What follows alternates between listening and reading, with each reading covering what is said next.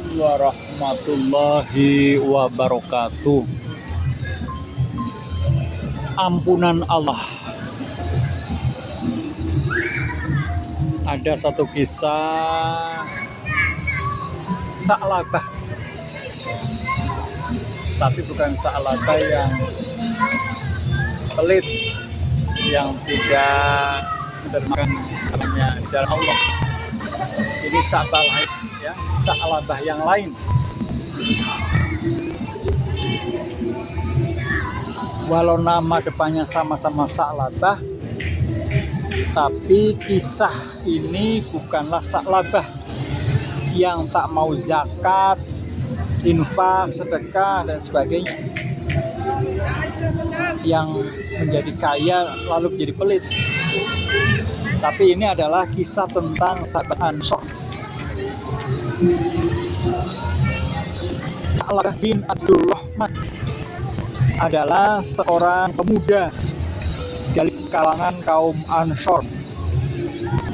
Sejak masuk Islam, ia selalu setia melayani Rasulullah SAW.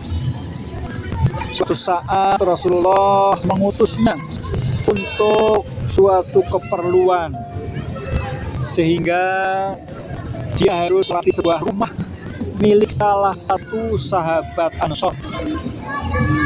Ketika lewat rumah itu, secara tidak sengaja ia melihat seorang wanita sedang mandi.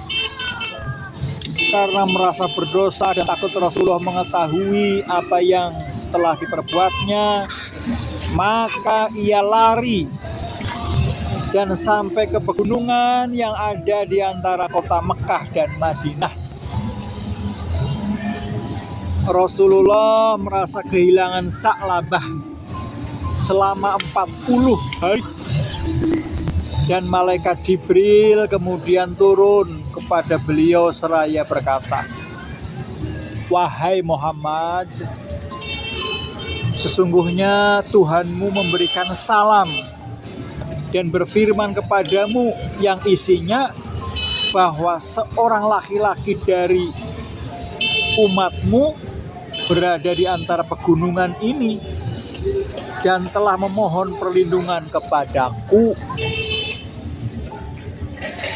Mendengar wahyu yang dibawa malaikat itu, Rasulullah kemudian mengutus Umar bin Khattab dan Salman Al-Farisi untuk menjumpai Sa'labah dan mengajaknya pulang.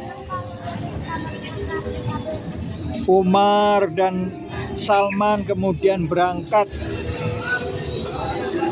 menyusuri perbukitan yang ada di kota Madinah, hingga bertemulah dengan seorang pengembala yang bernama Zufafah.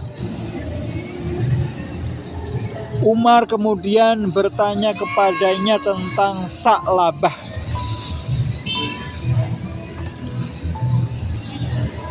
Mungkin yang Tuhan maksudkan ini seorang yang lari dari neraka jahanam itu, sebab setiap malam dia keluar dari kawasan pegunungan sampai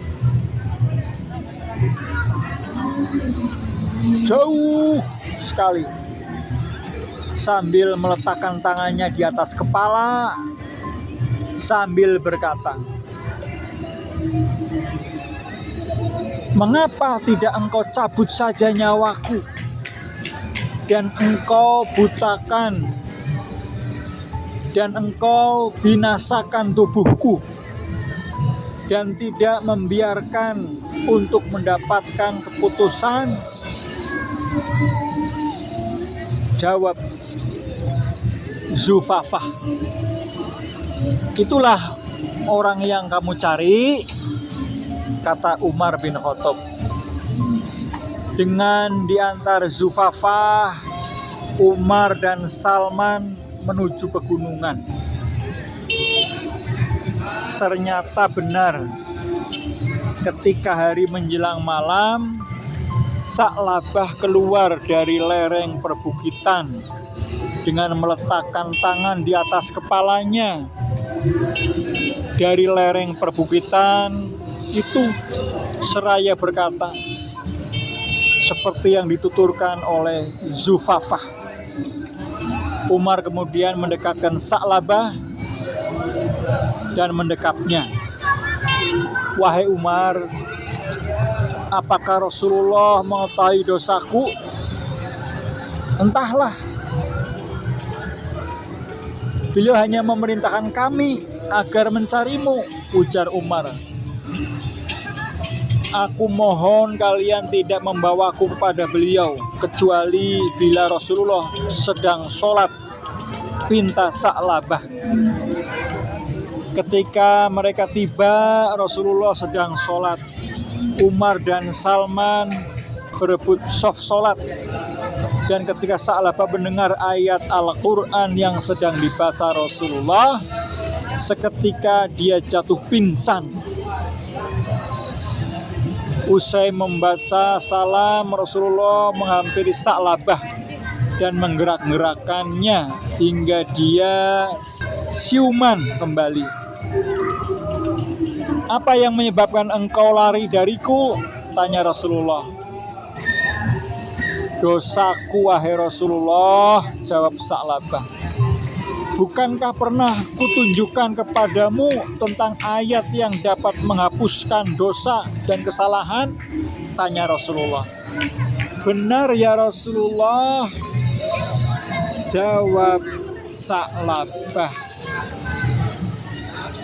Bacalah Robbana atina fid dunya hasanah wa fil akhirati hasanah wa qina azabannar. Perintah Rasul. Dosaku terlalu besar ya Rasulullah. Akan tetapi kalam Allah itu lebih besar lagi. Kemudian Rasulullah memerintahkan Sa'labah untuk pulang. Setiba di rumah, ia jatuh sakit selama 8 hari. Mendengar Sa'labah sakit, Salman pun datang menghadap Rasulullah memberitahukan tentang keadaan Sa'labah. Mari kita bersama-sama menjenguknya, ajak beliau. Setiba di kediaman Sa'labah, Rasulullah meletakkan kepalanya di pangkuan beliau. Tetapi Sa'labah berusaha menggeser kepalanya. Mengapa kau geserkan kepalamu dari pangkuanku? Tanya Rasulullah. Karena kepala ini penuh dengan dosa, jawab Sa'labah. Apa yang kamu keluhkan? Di antara tulang daging dan kulitku seperti dikeroyok semut. Apa yang kamu inginkan? Tanya Rasulullah lagi. Ampunan Allah subhanahu wa ta'ala, jawab Sa'labah singkat. Kemudian turunlah malaikat Jibril seraya berkata kepada Rasulullah,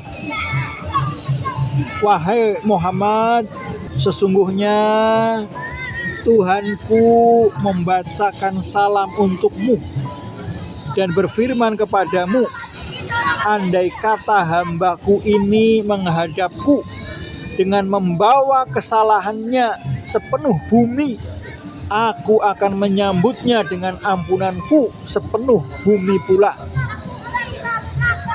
Kemudian Rasulullah memberitahukan wahyu yang diberikan Jibril kepada beliau, kepada Sa'labah. Dan ketika mendengarkannya, terpekiklah Sa'labah yang kemudian meninggal dunia seketika. Jenazah Sa'labah kemudian dimandikan dan dikafani. Ketika selesai mensolati, Rasulullah berjalan sambil berjingkat. Mengapa Anda tadi kami lihat berjalan secara berjingkat-jingkat? Tanya salah seorang sahabat. Demi zat yang telah mengutusku dengan benar sebagai nabi, sungguh aku tidak mampu meletakkan telapak kakiku di atas tanah karena malaikat yang turut melayat saklabah sangatlah banyak, jawab Rasulullah Sallallahu Alaihi Wasallam. Itulah tentang ampunan Allah. Mudah-mudahan apa yang saya sampaikan bermanfaat buat kita semua. Rabbana atina fid dunya hasanah wa fil akhirati hasanah wa qina adzabannar. Assalamualaikum warahmatullahi wabarakatuh.